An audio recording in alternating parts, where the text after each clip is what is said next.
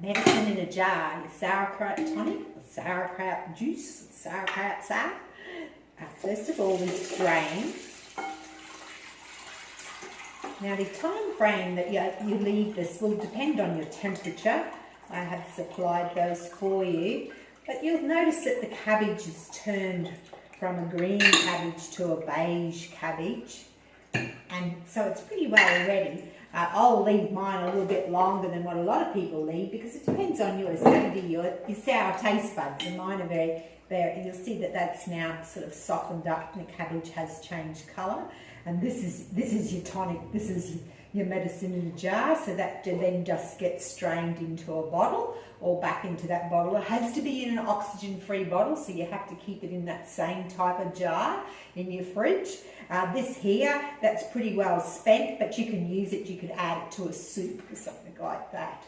So that one is your medicine in a jar, so you would check it at about the 14-day mark and see if it's to your taste buds, and then you can strain it off.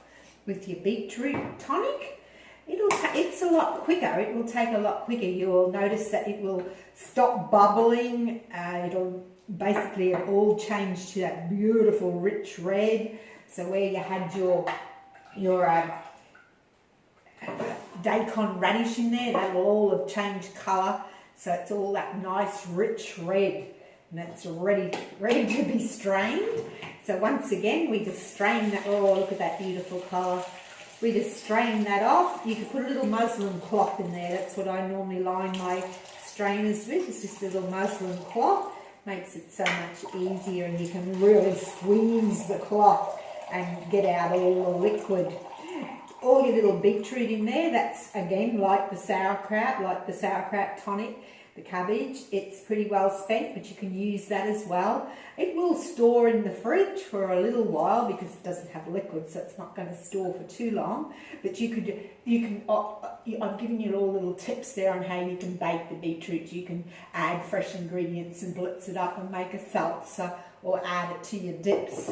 So that is your most beautiful tonic. Oh, that's got so many uses, and I've given you all little ideas to use that.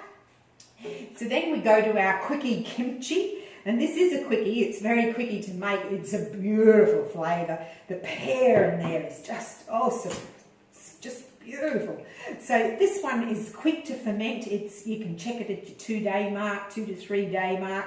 Again, it also always make sure that it's submerged. Take off your weight. That was the little daikon wedge that we used for a weight. So when we store it in the fridge, we don't leave that weight in there. But we do always just give it a little push down when you take some out. Push it down and always make sure that it's covered in its own brine there, and all will be fine. Oh, the flavour and the smell of that is just so beautiful. That's your Quickie Kimchi. So it's ready now to just pop into the fridge. And as I said, just make sure that it's always submerged. Oh, your falafel pickle. Now, none of these get strained. Once again, we take out. Oh, look at that beautiful colour that the daikon wedge went. So we take out the weight, and we just refrigerate that, and we can use the brine, we can use everything. And these little falafel pickles are just absolutely beautiful. Look at that rich colour, and that brine again is just as powerful as the little falafel pickle. He's all ready, and that again it'll ferment fairly fast because you've got that sweetness in there. We do have the daikon, which will counteract any yeastiness, so you won't get any calm yeast, and you've set up the right environment so you won't get it there. You've set it up so it's all ready. So that's your falafel pickle. Done the kimchi.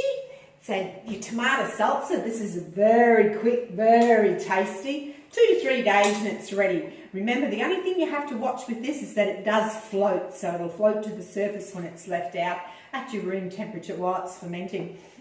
The smell and the taste of this is just superb. That's the one, if you find at first it is a little bit too acidic for you, a little bit too sour, just when you go to serve it, mix through a little mashed avocado, just mix that through, and that will take away all the sour taste. But I think that I've served this to people that don't want to eat fermented foods, and they don't even know it's fermented, and they love it.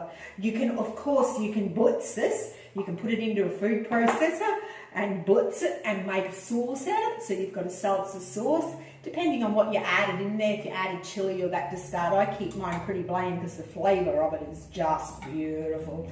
So that's your tomato salsa. So that gets refrigerated after your 2 to 3 days. Like any fermentation, the flavours will continue to evolve.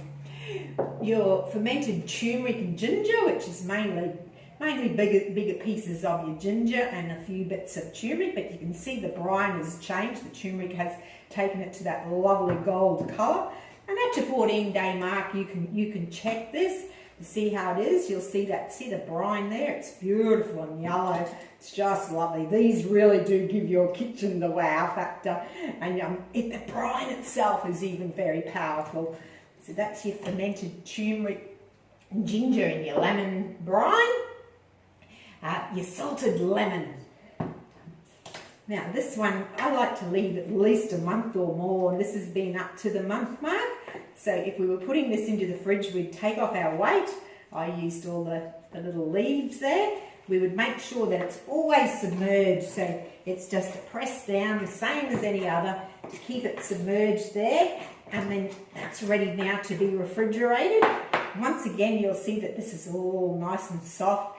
And you can use the rind, you can pulp it all together, and I've given you many little ideas how to use it. So that one now will pop into the fridge, and oh gee, the smells here are just so beautiful. You're going to create all this in your kitchen. So now we'll go to the calcium-rich, mineral and calcium-rich vinegar. So that one has been out, well, I've had it out for about 3 weeks, but 2 weeks you can check it. So you can see the lovely colour there. So we take that out. I don't know where the egg is. I think see, the egg's all gone. See those eggshells? They've all worked their way through that apple cider vinegar, so that it'll be just full of the calcium.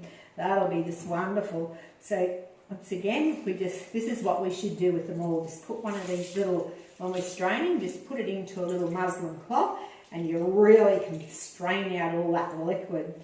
That there just needs to be composted. We don't reuse the mass. Oh, the flavour. Oh my gosh, that is just so superb. So that's your calcium rich, and the minerals came from all those greens. We used a lot of wild greens in there, so that'll be a wonderful tonic, and it'll have lots of uses. Your vinegar uses, you've got lots of little tips there that you can use it even just to deglaze a pan, and you can make a beautiful sauce. So lucky last, number 10, is all the way from back in time, back to Hippocrates, who stated this is your medicinal tonic that is good for cold. Oh, my little cloth's caught. So here we go, we'll strain him off. So once again, I'd like it about the 2 week mark, and you can use red or white wine. This one's your elderberry mix that we had all the citrus peel as well as the elderberries, and I've given you lots of little tips on what little things that you can soak in there. So once again, we just give that a really good squeeze so we can get out all the goodness and get as much liquid as we can, and you're left with the medicinal tonic. So then you will just get that, strain that, and put it into a bottle, same as you would with your vinegar.